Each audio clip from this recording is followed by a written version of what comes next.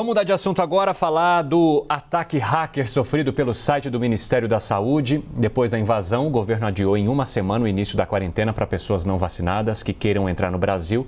Vou conversar agora com o Arthur Igreja, que é especialista em tecnologia e inovação. Arthur, muito boa tarde para você. É um prazer falar contigo mais uma vez. Eu queria que você nos traduzisse qual é o prejuízo que um ataque como esse possa ter causado, né? Embora tenha sido tratado ali por muitas autoridades como um ataque político, sem o pagamento de uma quantia enorme para que se retomasse o controle a esse site, mas e para a população em geral que depende do aplicativo, que depende do site, inclusive das ferramentas que seriam implementadas pelo governo federal agora? Boa tarde, sempre um prazer estar aqui. Definitivamente nós não podemos tratar esse ataque com superficialidade. Nós estamos falando de dados sensíveis, possivelmente identificadores únicos, cadastrais. O que eu quero dizer com isso? É diferente de um usuário e senha de um site que você pode pedir para trocar, que você pode reaver, que você pode criar um novo cadastro. Aqui, possivelmente, nós estamos falando de informações de foro íntimo, nós estamos falando de vacinação, dados como CPF, nome completo, seu endereço. Então, isso transborda o assunto da saúde. Por quê? Porque os golpistas eles podem usar essas informações para aplicar outros golpes, né? Normalmente é isso que acontece quando o assunto é venda de dados, né? Comercialização de dados e vazamentos. Outros golpistas podem usar essas bases de dados e acabar lesando as pessoas. E em relação ao cidadão que precisa emitir esse certificado, que precisa obter essas informações, o prejuízo já está acontecendo no dia de hoje, né? Então, claro, é natural que as primeiras comunicações sejam para tentar tranquilizar a população, falando que existe um backup e tudo mais. O site já voltou, mas essa é a parte mais superficial. E nas próximas horas e dias é que nós vamos entender a real gravidade disso tudo.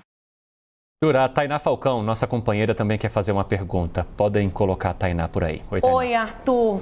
Tudo bem? Bom, eu quero saber qual é a complexidade desse ataque, né? De se fazer um ataque como esse a um site de um ministério e também o nível de vulnerabilidade dos sistemas de tecnologia públicos.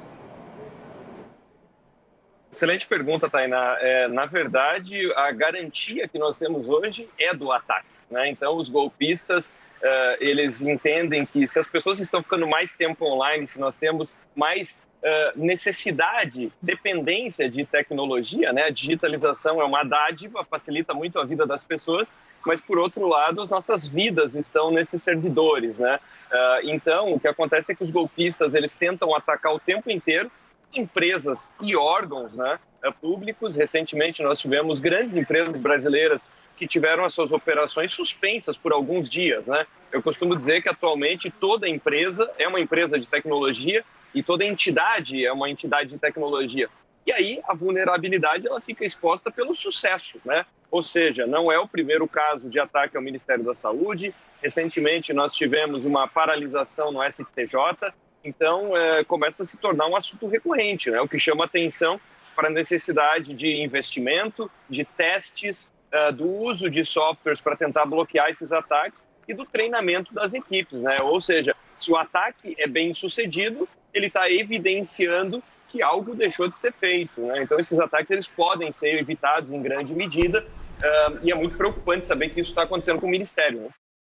Os que fizeram um ataque, Arthur, assumiram ali, entre aspas, esse ataque. De que forma que a gente tem que fazer uma leitura daquele recado que estava ali, né, estampado na tela quando se foi acessar? Né? Pode haver algo muito maior por trás daquilo ou é um sinal também de que as autoridades precisam agora garantir planos B, C e D, principalmente quando forem lançar novas plataformas, principalmente quando forem lançar questões importantes como essa quarentena que passaria a valer a partir de amanhã e agora foi adiada em uma semana. Qual que é a tua visão sobre isso?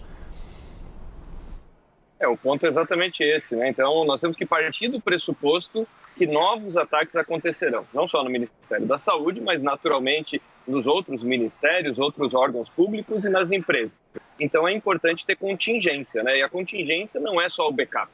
Não é só o restabelecimento do serviço, porque, volto a afirmar, mesmo que o resgate não seja pago, esses golpistas eles podem vazar esses dados.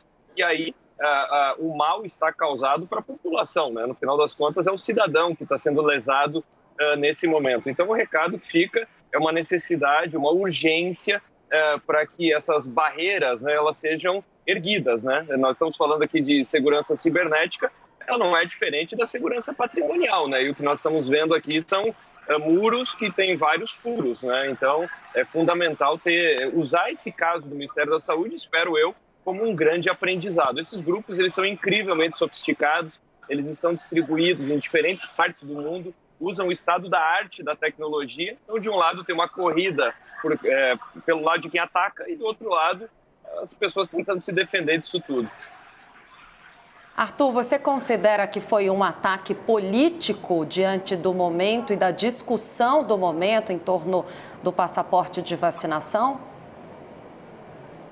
Olha, é difícil afirmar isso, né? Mas te diria que, no mínimo, é uma coincidência que chama atenção, né? Então, quer dizer, um ataque no Ministério da Saúde, tocando especialmente os sistemas e aplicativos relacionados à vacina, num momento em que o assunto está tão aquecido no Brasil, né? Então, pode ser que esses assuntos estejam, não sejam vinculados, né? De outro lado, pode ser sim, um ativismo político, né? Isso na internet é comum, né? Então, os sites são atacados, determinadas mensagens são postadas, né? Mas também nós temos que considerar a hipótese de que justamente por esse assunto estar muito aquecido, se um ataque fosse bem sucedido no Ministério da Saúde, ele ganharia mais atenção, né? Então, pode ser que os hackers, eles escolheram justamente o Ministério da Saúde, sabendo que poderiam expor essa fragilidade e fazer essa demanda por um resgate, né? Num momento tão importante para o Ministério da Saúde, justamente quando se começaria uma quarentena para aqueles que vierem de fora para o Brasil, que não estiverem vacinados. Obrigado, viu, Arthur Igreja, especialista em tecnologia, mais uma vez por conversar com a gente, por traduzir essas questões para nós. Uma ótima tarde para você. Obrigado, boa tarde.